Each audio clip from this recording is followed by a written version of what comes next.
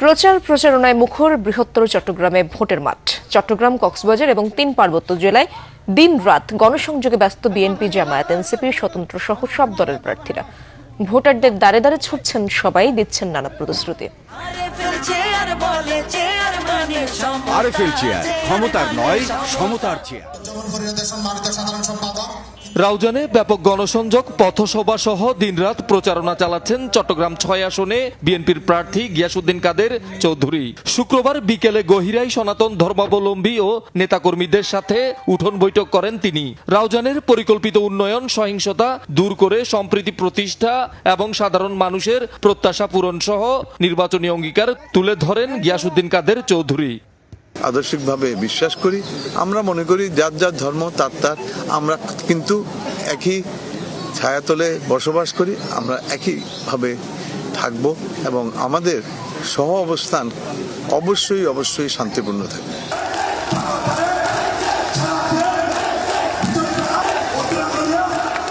রাঙ্গুনিয়ার লালানগর ইউনিয়নে বিশাল গণমিছিল শেষে দক্ষিণ রাঙ্গুনিয়া ডিগ্রি কলেজ মাঠে সমাবেশ করেন চট্টগ্রাম ৭ আসনে বিএনপির প্রার্থী হুম্মাম কাদের চৌধুরী।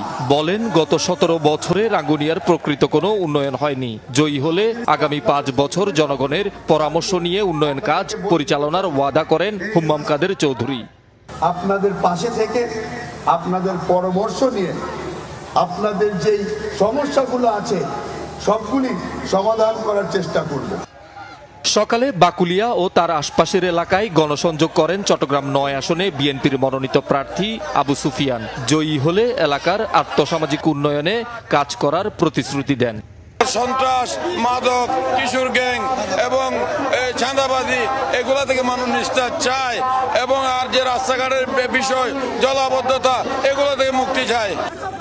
বোয়ালখালীর বিভিন্ন গ্রামে গ্রামে দিনভর গণসংযোগ করেন চট্টগ্রাম ৮ আসনে বিএনপি মনোনীত প্রার্থী এরশাদুল্লাহ। দেন নানা প্রতিশ্রুতি।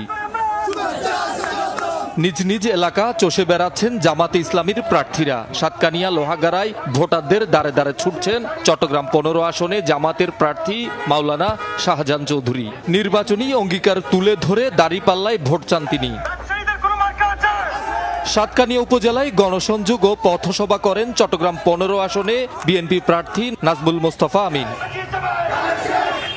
অন্যান্য দলের প্রার্থীরাও সরব। মোহরা, চাঁদগাঁও, অক্সিজেন এলাকায় গণসংযোগ করে মোমবাতি প্রতীকে ভোট চান চট্টগ্রাম ৮ আসনে বৃহত্তর সুন্নি জোটের প্রার্থী সৈয়দ হাসান আহজারি। বাকলিয়ায় ওলামা মাশায়েখ সম্মেলনে যোগ দিয়ে চেয়ার প্রতীকে ভোট চান চট্টগ্রাম ৯ আসনে বৃহত্তর সুন্নি জোট সমর্থিত প্রার্থী মাওলানা ওয়াহিদ মুরাদ। আইনের শাসন, ইনসাফ ও ন্যায় ভিত্তিক সমাজ প্রতিষ্ঠার অঙ্গীকার তুলে ধরেন।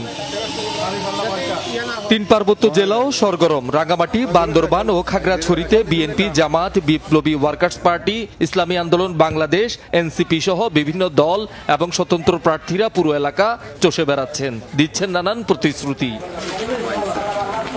কক্সবাজারের ৪টি সংসদীয় আসনে বিএনপি, জামাত সহ বিভিন্ন দল ও স্বতন্ত্র প্রার্থীরাও দিনভর গণসংযোগ করেন। জনগণকে আহ্বান জানাবো, এই চোখ রাঙানো ভয়ভীত উপেক্ষা করে সাহসিকতার সাথে কার্যক্রম চালিয়ে যেতে এবং সন্ত্রাসীদেরকে চিহ্নিত করা, প্রতিহত করা।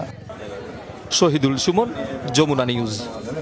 দর্শক, চট্টগ্রামের নির্বাচনী প্রচারণা খবর জানবো সহকর্মী জোবায়েদ ইবনে শাহাদের কাছ থেকে। জোবায়েদ, চট্টগ্রাম নগরীতে বেশ কয়েকটি সংকট রয়েছে, সেই সংকটগুলো সমাধানে আসলে প্রার্থীরা কি আশ্বাস দিচ্ছেন? তারা যখন ক্ষমতায় আসবেন তারা আসলে কি আশ্বাস দিচ্ছেন ভোটারদের, এবং ভোটারদের মধ্যে উচ্ছ্বাস উদ্দীপনা কেমন দেখছেন আপনি?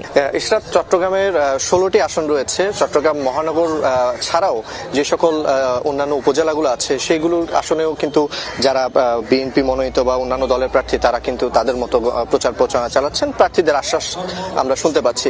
আমরা এই মুহূর্তে আছি চট্টগ্রামের রাউজানে, যে চট্টগ্রাম ৬ সংসদীয় আসন, সেখানে বিএনপি মনোনীত প্রার্থী গিয়াসউদ্দিন কাদের চৌধুরীর নির্বাচনী যে মতবিনিময় সভা সেটাতে আমরা এখন আছি এবং সেখানে বিভিন্ন রকম সমস্যার কথা যারা এখানে উপস্থিত হয়েছেন মতবিনিময় সভায় তারা তুলে ধরছেন। এখানে সনাতন ধর্মাবলম্বীরাও আছেন, নেতাকর্মীরাও আছেন।